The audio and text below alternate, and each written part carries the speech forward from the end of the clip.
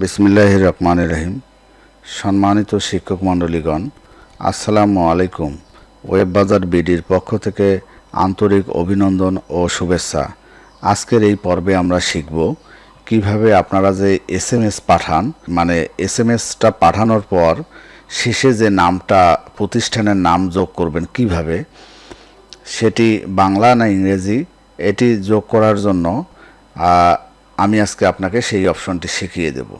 তো এটি করার জন্য আমাদের যে আপডেট সফটওয়্যারটি আছে, সেখানে দেখুন জেডকে অ্যাটেন্ডেন্স ডিভাইস, এখানে দেখুন আপনারা আজকের যে পর্বটা আমরা শিখাচ্ছি সেটাতেই সেই কাজটি করবেন। শুধু এখানে যাবেন, লগ ইন করার পর এরকম ইন্টারফেস পাবেন এবং যারা এপিআই নিয়েছেন তারাই শুধু এসএমএস পাঠাতে পারবেন। এপিআই এখান থেকে নিতে হয়, আর এপিআই কীভাবে নেয় তার ভিডিও কিন্তু আমাদের অলরেডি করা, মানে ইউটিউব চ্যানেলে আছে, আপনারা দেখে নেবেন। এখানে জেডকে অ্যাটেন্ডেন্সের ডিভাইসে ক্লিক করবেন, এরকম ইন্টারফেস পাবেন। সেখান থেকে আপনারা যাবেন আদার্স সিটিংস, এখানে যাবেন আদার্স সিটিংস, এখানে ক্লিক করলে দেখুন SMS last name, SMS last name, এই যে বাটনটা, এই বাটনে ক্লিক করবেন। তো ক্লিক করলে এই যে এই সমস্ত জিনিস কিন্তু ডিফল্ট হিসেবে থাকে আমাদের প্রতিষ্ঠানের নামে তথ্যগুলো। তো আপনারা কি করবেন, এগুলো ডিলিট করে দেবেন। আমি ডিলিট করে দিচ্ছি, ডিলিট করে দিলাম। তো এখন কোনো কিছু নাই।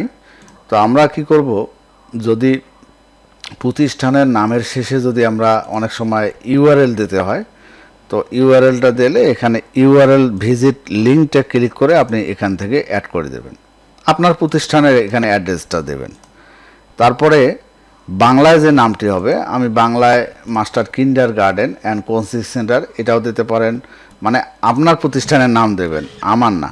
আমি দিলাম কালীগঞ্জ ইকরা একাডেমি,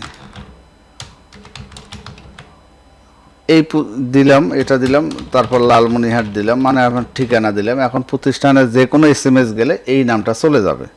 এটা বাংলার জন্য অ্যাড করলাম। এরপর একটা ইংরেজি আমি এখানে নাম অ্যাড করব, এখন এটা বসিয়ে দিলাম। এরপর অ্যাড বাটনে ক্লিক করব। দেখুন এখানে ইংলিশ যে নামটি আছে, মানে সেটি কিন্তু হয়ে গেল, বাংলা নামটি হয়ে গেল এবং ভিজিট লিঙ্কটিও হয়ে গেল।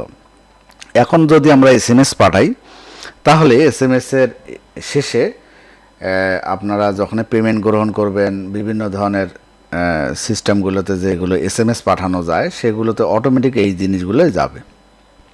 তাহলে বুঝবে স্টুডেন্টরা যে এটা আসলে আমাদের সেই প্রতিষ্ঠানের নাম।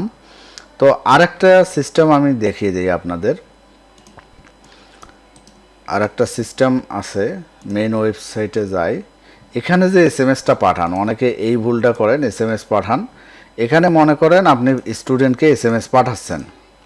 এখন আপনি অনেক কিছু লিখলেন, কিন্তু শেষে আপনাকে তো আপনার প্রতিষ্ঠান, এটা তো কাস্টম এসএমএস, এখানে আপনার প্রতিষ্ঠানের নাম তথ্য দিতে হবে, না হলে চিনবে কেমন করে? কারণ আপনার এই মোবাইল যে নাম্বারটাতে যায় সেটা হচ্ছে বিটিসিএল থেকে একটা ইউনিক নাম্বার। যাই হোক, এইভাবে আপনারা সিস্টেম করে এসএমএস পাঠাবেন। ধন্যবাদ সকলকে। যদি বুঝতে অসুবিধা হয় তাহলে আবারও কমেন্ট করে জানাতে পারেন। ধন্যবাদ সকলকে, ভালো থাকবেন, আল্লাহ হাফেজ।